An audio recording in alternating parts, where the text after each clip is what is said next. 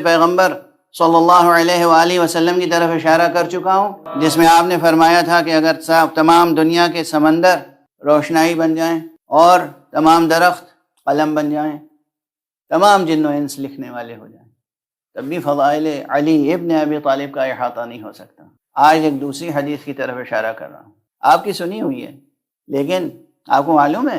کہ مولا امیر المومنین علی ابن ابی طالب علیہ السلام کے فضائل سے متعلق حضرت کا ارشاد کیا ہے؟ رسول اللہ صلی اللہ علیہ وآلہ وسلم کا ارشاد۔ ان کے فضائل اپنی جگہ، ان فضائل کے فضائل کیا ہیں؟ ان فضائل کے فضائل یہ ہیں کہ حضرت نے فرمایا اگر علی کی شان میں کسی فضیلت کی حدیث کو کوئی آنکھوں سے پڑھے تو جو گناہ اس نے آنکھوں سے کیے ہیں وہ محو ہو جاتے ہیں۔ علی ابن ابی طالب علیہ السلام کی فضیلت میں اگر کوئی حدیث سنے تو کانوں سے جو گناہ کیے ہیں وہ گناہ محو ہو جاتے ہیں۔ اگر کوئی شخص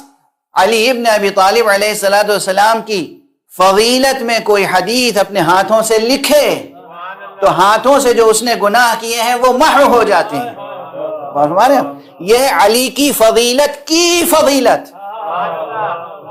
اور اب اس علی کی شان میں یہ حدیث سن لیجئے، اس حدیث کے طرق بہت ہیں، یہ مضمون بھی تقریباً تواتر کے ساتھ پہنچا ہے۔ میں تمام روئے زمین پر موجود بڑے بڑے فقہ محدثین کو چیلنج کر کے عرض کر رہا ہوں، یہ مضمون معنوی اعتبار سے ہم تک بالتواتر پہنچا ہے۔ مضمون کی ایک قرأت عرض کر رہا ہوں کہ حضرت نے فرمایا من اراد ان ينظر الى آدم في علمه والى نوح في عزمه